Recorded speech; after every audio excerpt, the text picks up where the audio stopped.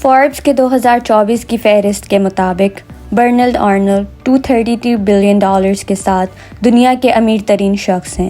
Bernard Arnold کی زندگی کا سفر بے مثال، اسٹریٹجک ویژن اور عمدگی کی انتھک جستجو کی کہانی ہے۔ یہ ویڈیو برنارڈ آرنولڈ کی زندگی کی تاریخ کی پیچیدہ تفصیلات پر روشنی ڈالتی ہے، جس میں ان کی پرورش سے لے کر تعلیم، ابتدائی کیریئر اور کامیابی کے راستے میں ان کی درپیش چیلنجز کا پتہ چلتا ہے۔ اگر ان کے تعارف کی بات کریں تو برنارڈ آرنولڈ 5 مارچ 1949 کو روبیکس، فرانس میں پیدا ہوئے۔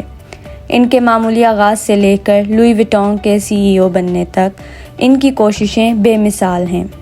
اگر ان کی ابتدائی زندگی اور فیملی بیک گراؤنڈ کی بات کریں تو آرنولڈ شمالی فرانس کے ایک شہر روبیکس میں پیدا ہوئے اور ان کا تعلق ایک متوسط گھرانے سے تھا۔ ان کے والد جان لیون آرنولڈ ایک صنعت کار تھے جو ایک تعمیراتی کمپنی کے مالک تھے، اور ان کی والدہ میری جوزف ایک گھریلو خاتون تھیں۔ آرنولڈ کی والدہ کو ڈیور کی سکن کیئر اور پرفیومز کا کافی شوق تھا، اور شاید یہی وجہ تھی کہ برنارڈ کا شوق بھی لگژری برانڈز کی طرف راغب ہوا۔ اگر ان کی تعلیم اور ابتدائی کیریئر کی بات کریں تو انہوں نے اپنی تعلیم روبیکس سے حاصل کی اور اس کے بعد ایکول پولی ٹیکنک سے انجینئرنگ کی ڈگری حاصل کی۔ باشمول اپنے والد کو تعمیراتی کاروبار کو فروخت کرنے اور ریئل اسٹیٹ میں سرمایہ کاری کو بڑھانے پر آمادہ ہوئے۔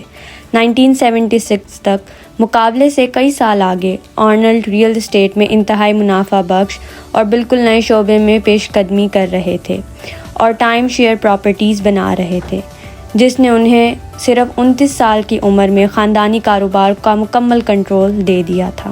1981 میں جب ٹیکس سے بھرپور پالیسیوں والی فرانسیسی سوشلسٹ پارٹی برسر اقتدار آئی تو آرنولڈ نے اپنے خاندان کو امریکہ منتقل کر دیا، جہاں انہوں نے 3 سال ریئل اسٹیٹ کے کاروبار کو بڑھانے میں گزارے۔ جیسے ہی وہ امریکی مارکیٹ میں تشریف لے گئے تو انہوں نے تعمیرات اور ریئل اسٹیٹ سے بہت آگے کے عزائم تیار کیے، اور انہوں نے ایک ایسے کاروباری ادارے کی تلاش شروع کی جس کی وہ پیمائش کر سکیں۔ لگژری انڈسٹری میں انٹری۔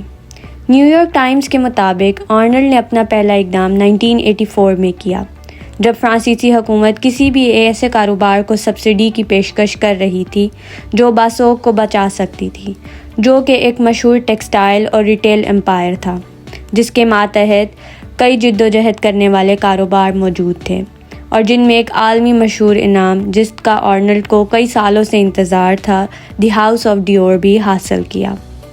1987 میں باسوق سے $500 ملین کی نقد رقم لے کر انہوں نے اپنے اگلے لگژری ہدف میں سرمایہ کاری شروع کی۔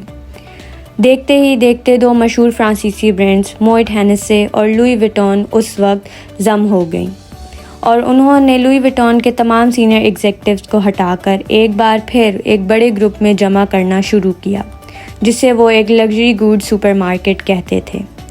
لگژری اسپیکٹرم کے مطابق برانڈز، فیشن، گھڑیاں، اسپرٹ اور اس کے ساتھ ساتھ بڑے برانڈز جن میں سیفورا کاسمیٹکس اور ٹیگ ہیور جیسے نام بھی شامل ہیں، انہوں نے اسے یورپ اور شمالی امریکہ سے آگے ایشیا، جنوبی امریکہ اور آسٹریلیا تک بھی پھیلا دیا۔ اگر چیلنجز کی بات کریں تو اپنی شاندار کامیابی کے باوجود برنارڈ آرنولڈ کا سفر چیلنجز اور تنازعات کے بغیر نہیں رہا۔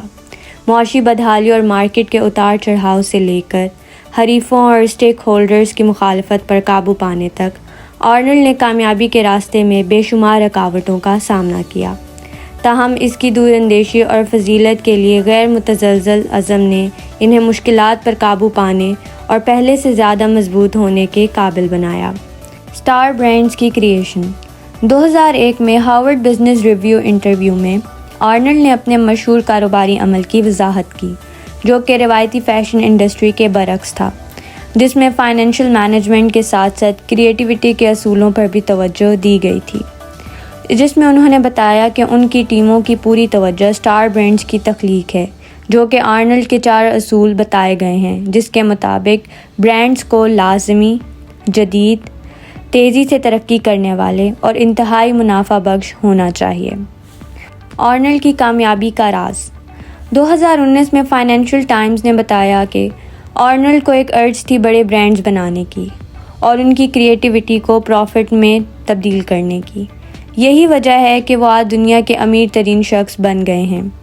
اس بات کا اندازہ لگائیں کہ انہوں نے کس طرح 4 سال کے عرصے میں لوئی وٹون کو ایک بینکرپٹ ٹیکسٹائل کمپنی سے گلوبل رینکنگ میں 46.8 بلین یوروز کی سیلز کرنے والا بڑا برانڈ بنا دیا، اور اس کے ساتھ ساتھ 70 سے زائد بڑے برانڈز کی ایک لگژری پورٹ فولیو بن گیا۔